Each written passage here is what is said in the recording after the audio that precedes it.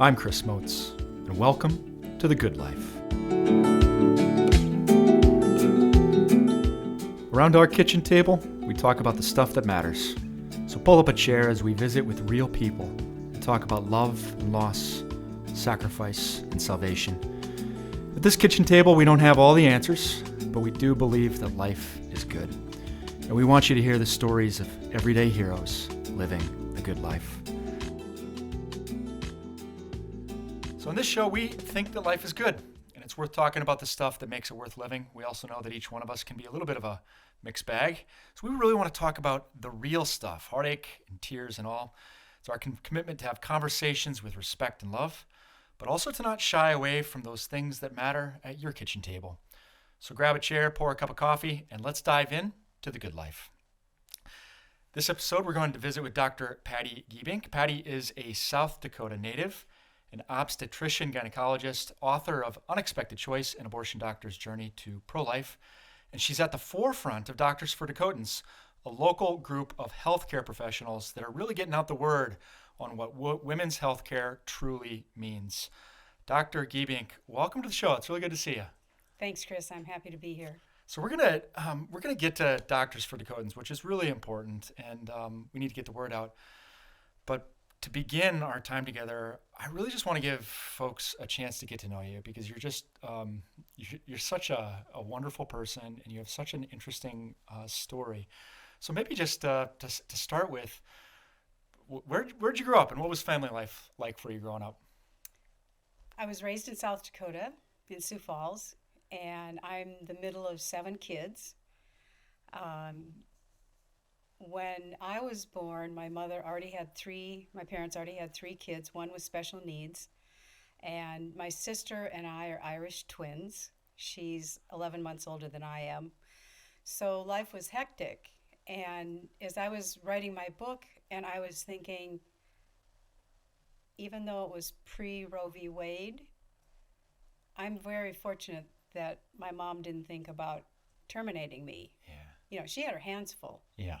And she had her first 2 children during World War II, and then my sister and me, and then I have 3 younger brothers. So growing up, there was a lot of chaos and excitement and love, and just it was fun to have siblings. Yeah. So medicine was not my first field. Our first vocation. My dad was an orthopedic surgeon. Okay. And I never wanted to be a doctor. I didn't want to be a doctor because I saw the lifestyle of work. Yeah.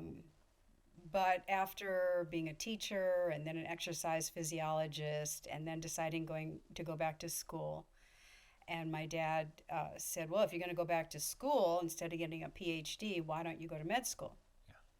And I, almost nobody I knew growing up, no girls or women went to medical school. Everybody became nurses, and I knew that I didn't have the aptitude to do that. So I thought, okay, well, gosh, I can try med school. So I did, and then I got interested in women's health.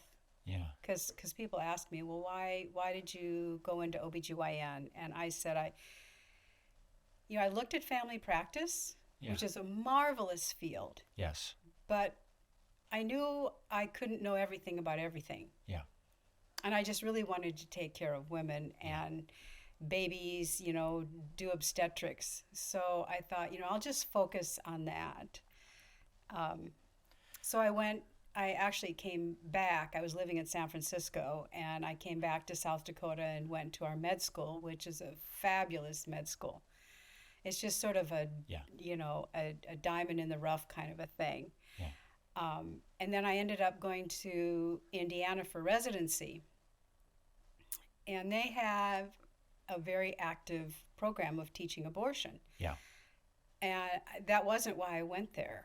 That was not, I never planned on doing abortions as a job. Yes.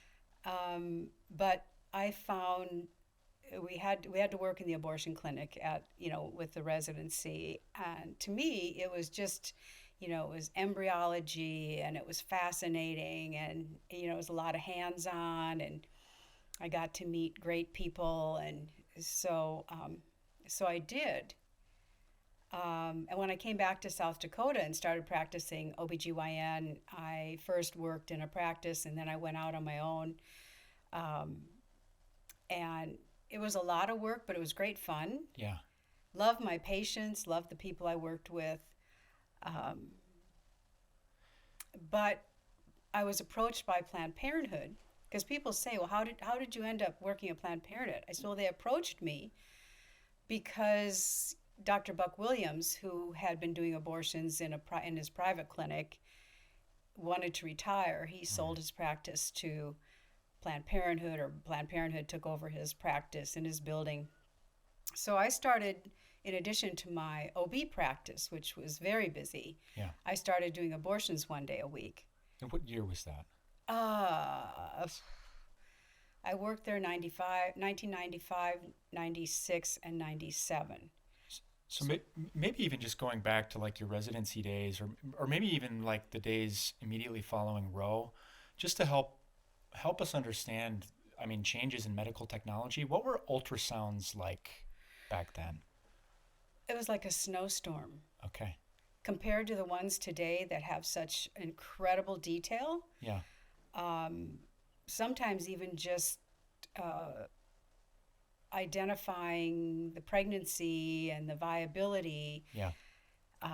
depending, and the quality. Like we had a little one in the first clinic I worked in. We had a little ultrasound, and it was literally like a snowstorm. Sure.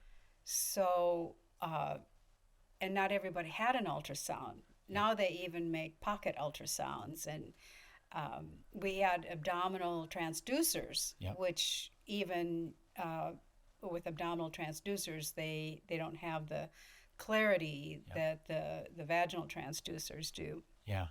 So, and plus now the other thing that was just in its infancy was laparoscopy, Yeah. doing laparoscopic surgery, and now they have Yeah. really sophisticated laparoscopic surgeries. So, a lot of things, and that's just when I was a resident. Yeah. And so much has changed. And the intrauterine surgery, the intrauterine fetal surgery. I mean, we were doing amniocentesis and, some other things, but actually doing surgery inside the uterus Yeah. during pregnancy is phenomenal. It's just amazing. I want to come back to sort of the beginning of your work with Planned Parenthood, but it sounds like abortion wasn't really on your radar until your residency in Indiana after medical school. But I'm wondering if faith was really on your radar. I know I do want to get to your story of encounter with love, but growing up, was faith part of the picture too, or as a young woman, young professional? I grew up going to Sunday school. My mother would drop us off at church, and we would go to Sunday school, and sometimes go to the sermon. My dad pretty much would go to the service and kind of, I think he slept through the sermon a lot, but at least he showed up. So I kind of grew up going to Sunday school and even youth group and some other things. And as an adult, I think I kind of wandered off. It didn't really connect. Although I did memorize Bible verses and, the typical stories in the Bible. Yes. But I think life kind of got in the way, and eventually I started doing some New Age things, and especially when I was living in San Francisco, and looking into other religions and things, trying to get a broader understanding. Yeah, so kind of coming back up to transitioning into doing abortions in Planned Parenthood 1 day a week, you've always been interested in women's health care. Mm-hmm. Did you find that Planned Parenthood shared your passion for really high quality women's health care? What was the experience like there for you? Oh, wow. So when I only did one day a week, and occasionally we do a Saturday, um, I didn't really get the gist of Planned Parenthood. Now, I had worked at Planned Parenthood during residency, but not doing abortions. We worked doing basically GYN exams and contraception and STD testing. And so I had worked at other Planned Parenthoods.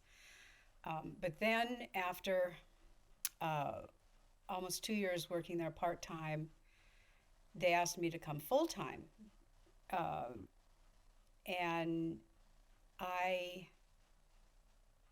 if I could have a do-over, Yeah. that would be the number one thing I would do over. Yeah. So I closed my practice, which was thriving and fun, a lot of work, but and I worked at Planned Parenthood, and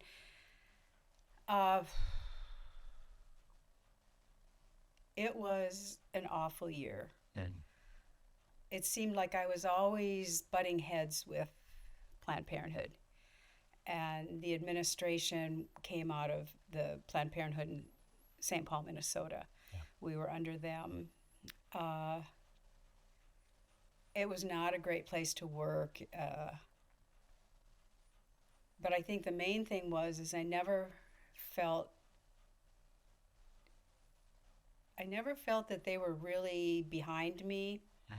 And whenever I had a question about policy or procedure, they had this big binder, big thick binder, and all the policies were in the binder. Yeah.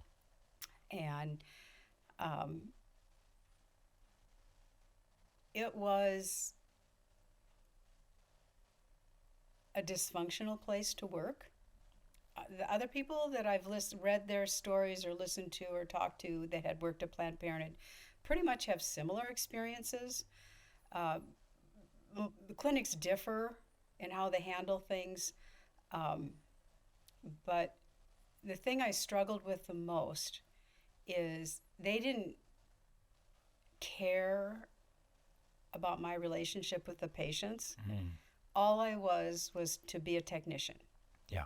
I was just supposed to stay in my lane, do the procedures, look at the tissue, do the next patient. Yeah. And even though I was working full time, we still only did abortions one day a week, Yeah. or as often as we had patients, which might have ended up being maybe 2 days a week, but it just varied. So the other days I did ultrasounds and GYN exams and a variety of different gynecologic things.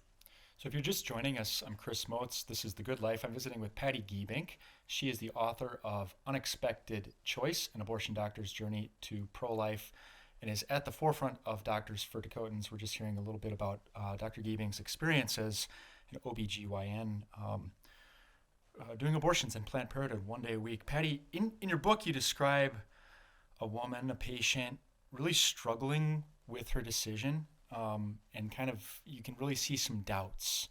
Can you tell us about just your what you saw and whether that was a common thing in your experience? Well, after what we're hearing in the news and my experience, I mean, I heard hundreds of stories, hundreds. Many of them broke my heart.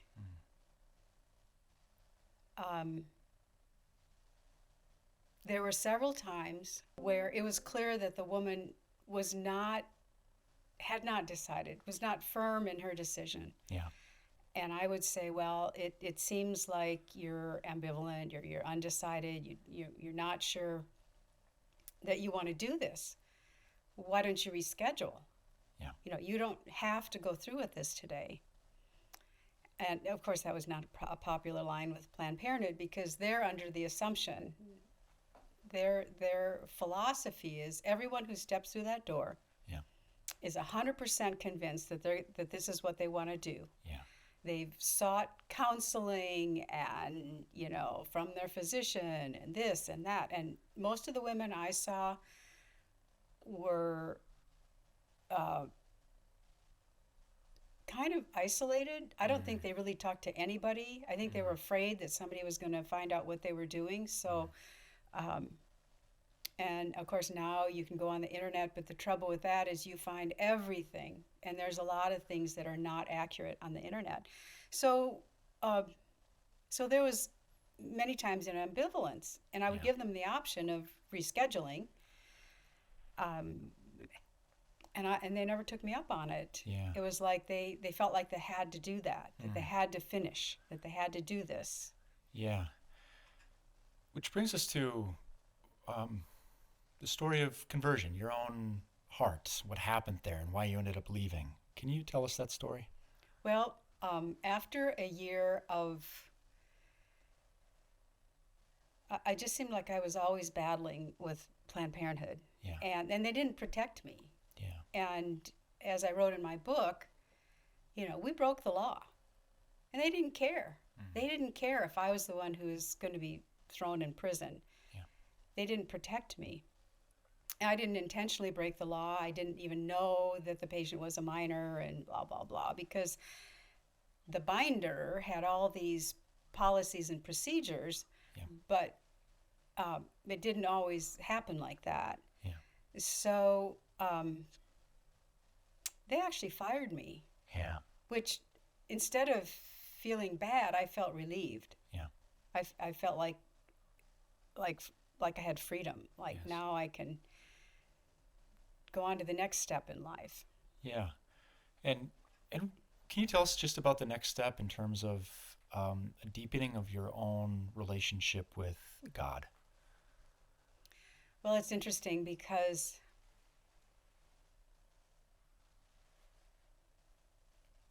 I told somebody once that God wants us to be at the end of our rope. And sometimes I think He lets us get there, do things. And He wants us at the end of our rope, and then He says, let go, trust me. Mm. And I look at a lot of the people I know that get to the end of their rope and they just can't let go. Yeah. So I was at a point where my husband dumped me for a younger woman. I had gotten fired from Planned Parenthood. I didn't have a place to live. I had to find an apartment. I was really, it was like I couldn't believe what happened to me. Yeah. But I think God really wanted to get me to the point where I didn't think I could solve it myself. Yeah. I was really out of options, Yeah. stripped of everything that I thought was important, that I was counting on. And then somebody who I barely knew said, well, they have this new pastor at this church called Water of Life. Yeah.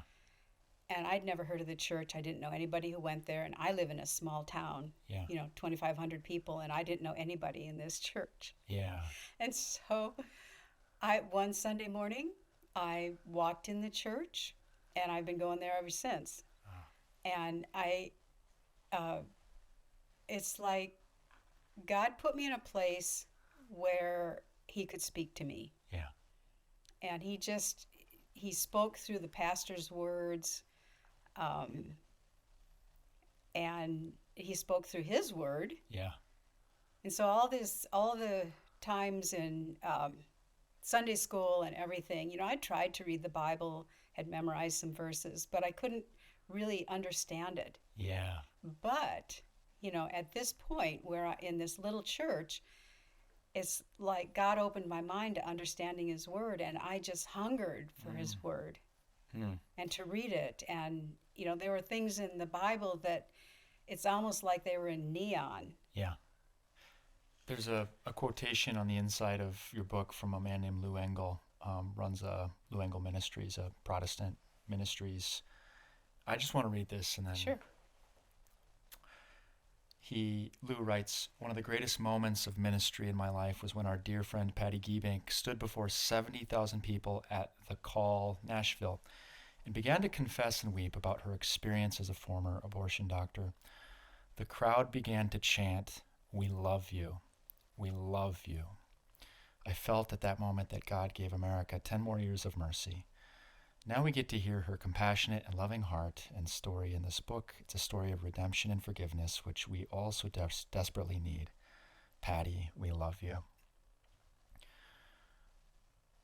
What role does love play in all of this, in your own story, and what would you want to say to maybe another woman out there who's kind of at the end of her rope as you were?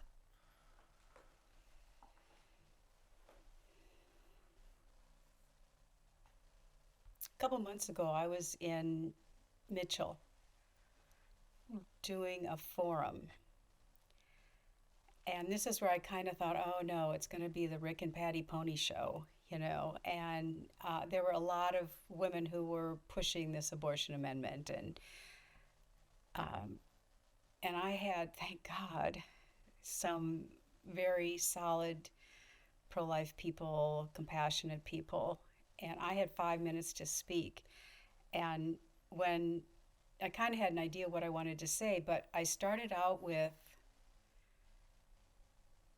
speaking to these women. You are unique. Mm-hmm. You have a purpose and a plan, but you are unique. There will never be another you. Yes. So